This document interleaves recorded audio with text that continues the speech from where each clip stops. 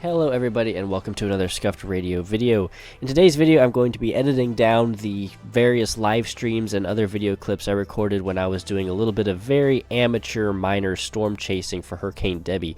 I had just got my homemade anemometer online and working, and I was also experimenting with some different camera technology and various other things. So I decided to do a little bit of amateur storm chasing here on my way down to Southwest Florida. So this is the collective video from that, and this will be my story of what happened. Hope you all enjoy.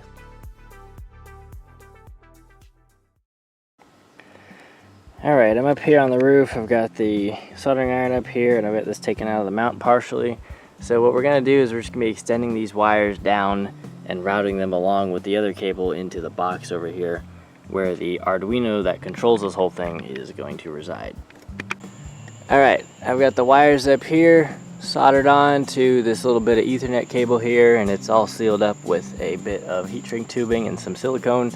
Not that water getting in there would really cause any sort of problem, but I just want to be extra careful.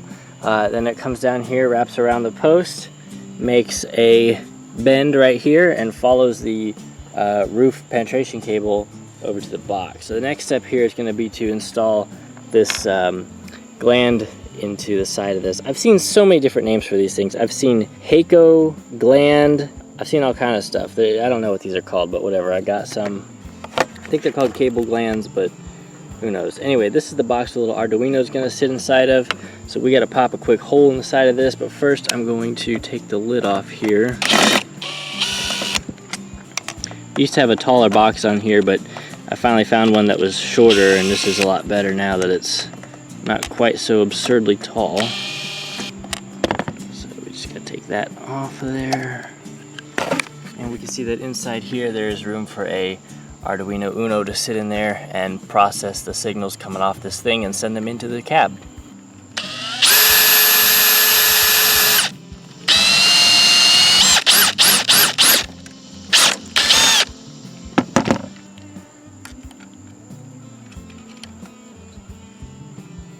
Just kind of clean that up a tad. Now we should be able to install this. It's a perfect fit. I do really like these little things. They're very, very handy. Okay.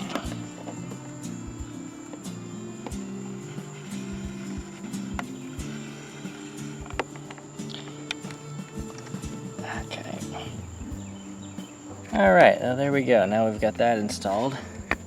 That came out pretty good. Now we just gotta fit the Arduino in there and start wiring up and programming that thing, because there are some changes from this version of the anemometer to the old one. The main thing is that there's 2 magnets on the flywheel instead of 4, so we gotta just change the math on the miles per hour calculation, but we're making progress here. I've been taking forever to do this just because I've been trying to think out the best way to do it, and I just gave up and I'm just doing it now. So this has been riding around up on my roof for the past month or so, and it's been through a whole lot of storms. It's been through the Florida hot sun.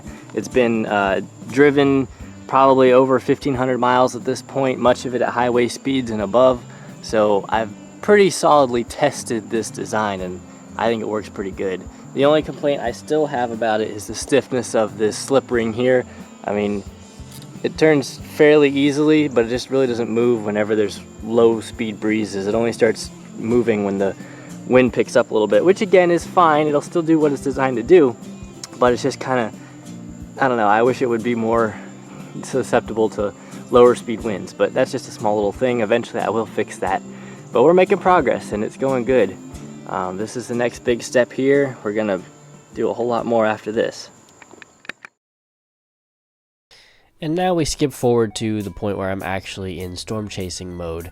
I was about 2 hours away from the outermost portion of the hurricane. At this point it was probably a tropical storm, and I was leaving Pensacola, Florida to head over to Lake City.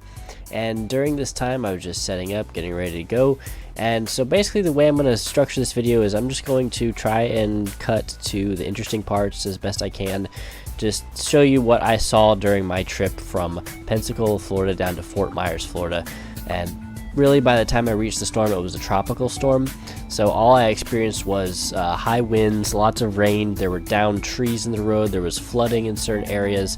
Nothing super intense, no like porta potties blowing across the street. But it was still a cool learning experience, and I had a lot of fun doing it. So I'm just going to try and edit the video here so you can sort of see what happened in a more condensed way.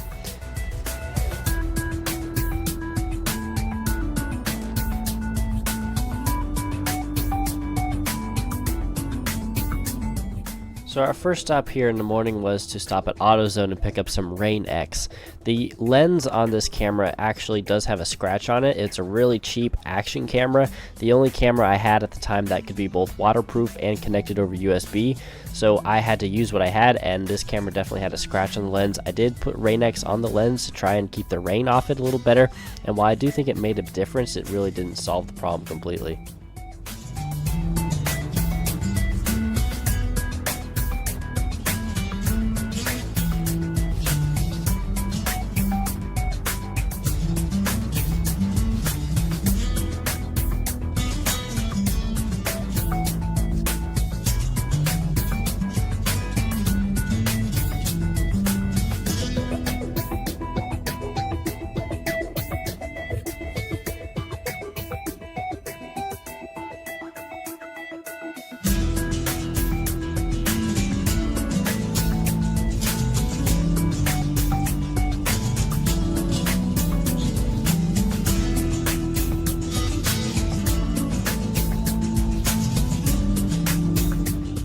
So as you can see there in the bottom left, the anemometer direction and wind speed display was actually frozen up, and we started to realize this was going to be a major issue pretty early on.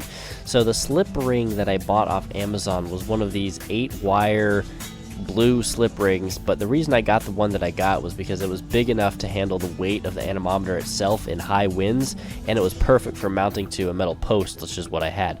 The problem was this little slip ring did not have a perfect 100% reliable connection between the wires. So basically, the serial data connection we had between the anemometer itself and the Arduino inside the little box on the roof was being broken up with a lot of noise and a lot of just very jittery connections. So this was causing the program which monitored the wind speed to actually lock up.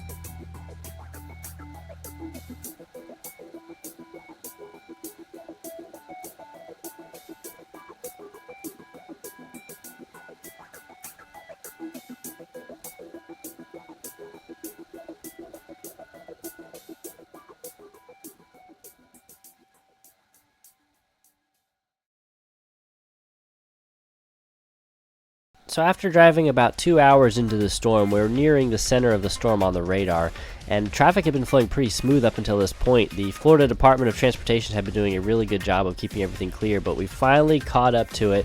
We got some traffic here that was caused by some downed trees in the road. They were doing a pretty good job of keeping everything open, to be honest, and the backup didn't last very long.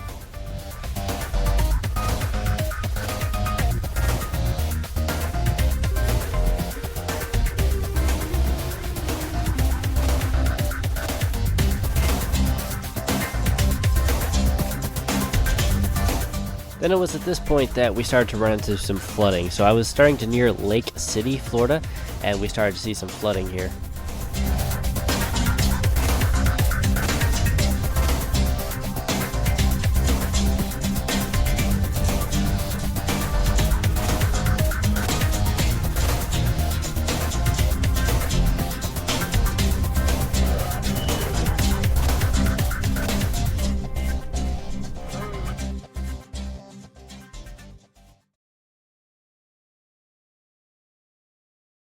At this point, I stopped at a busy bee rest area / truck stop and did some adjustments to the anemometer, picked up some lunch and got some gas, and then I was back on the road.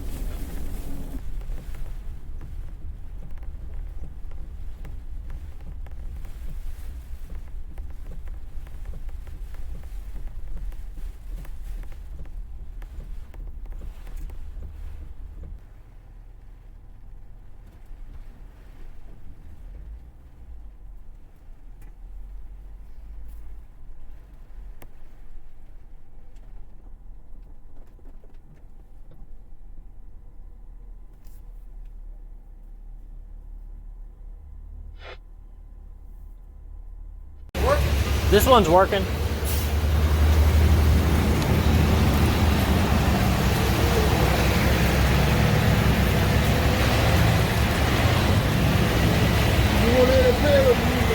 Card work here.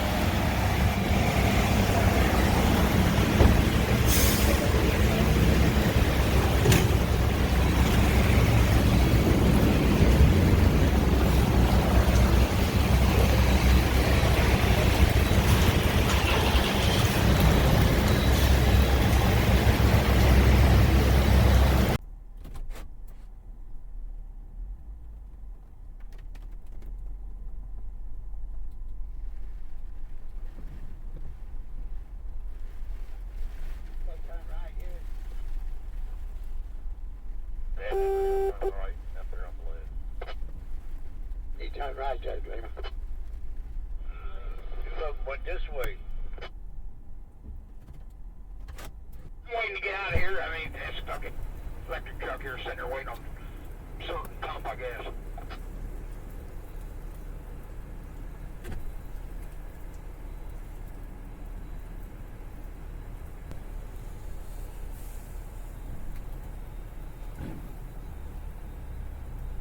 Damn, where y'all been?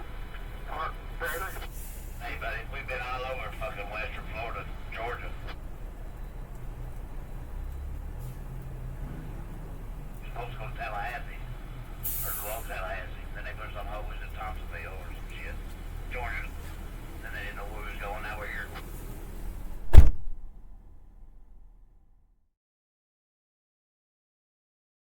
This clip here is when I was driving through the worst of the storm that I experienced. It was very heavy winds, very heavy rain.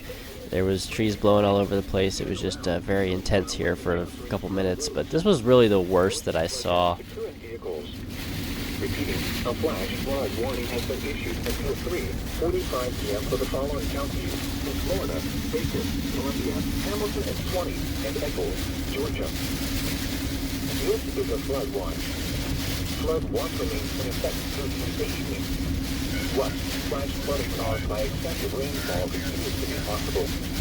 Where portions of Florida, including the following areas: Baker, Bradford, Central Area, Coastal Utah, Coastal Nassau, Eastern Alachua, Eastern Hamilton.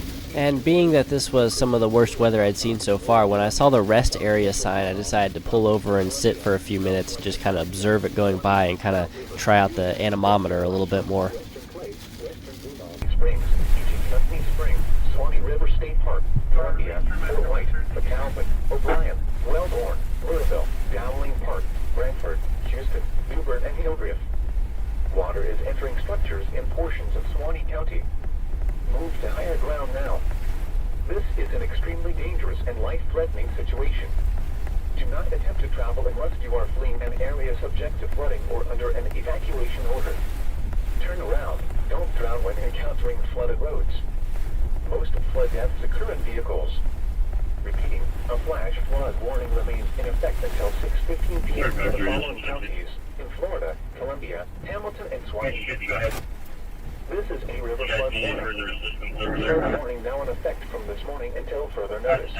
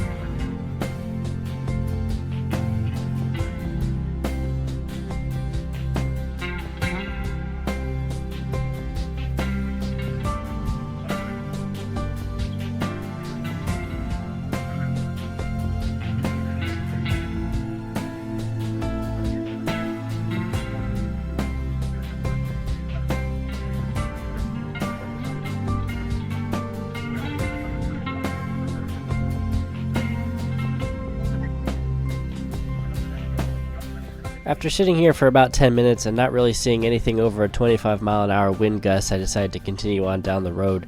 And this is the point when we came to probably the most interesting thing to happen on this trip, which was some road flooding on I-75 down going south. So here is that.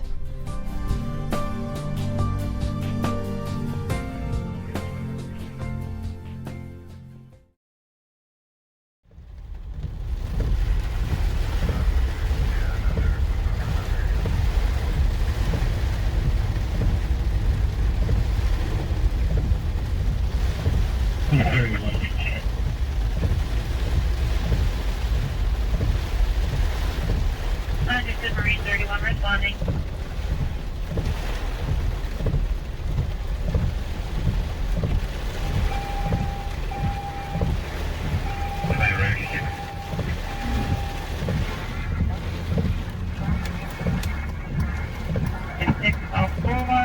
For water rescue, caller advised.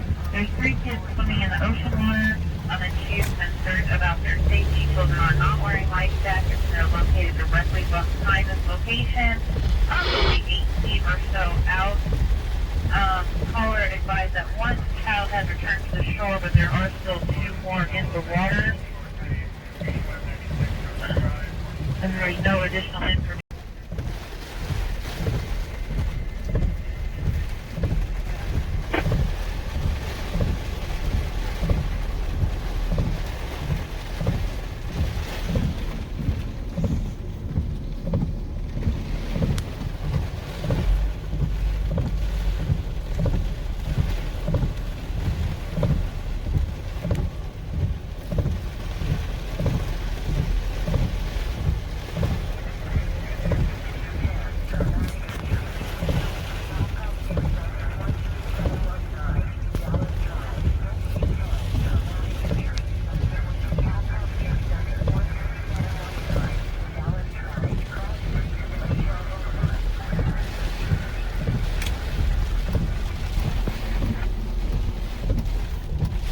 Attention 31. 31. You can show Marine 31 available. Understood, Marine 31 available.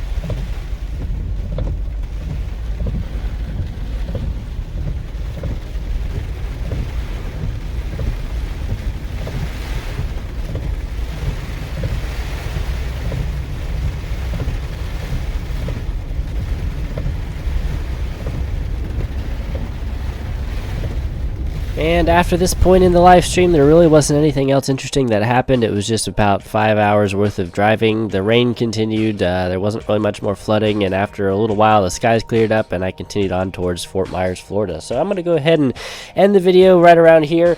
Hope this was interesting of just kind of watching my first attempt at some kind of storm chasing, amateur grade, messing around, having fun kind of thing. So if you did enjoy the video, let me know what you thought in the comments, and I will see you all in the next video. Bye, bye, bye, bye.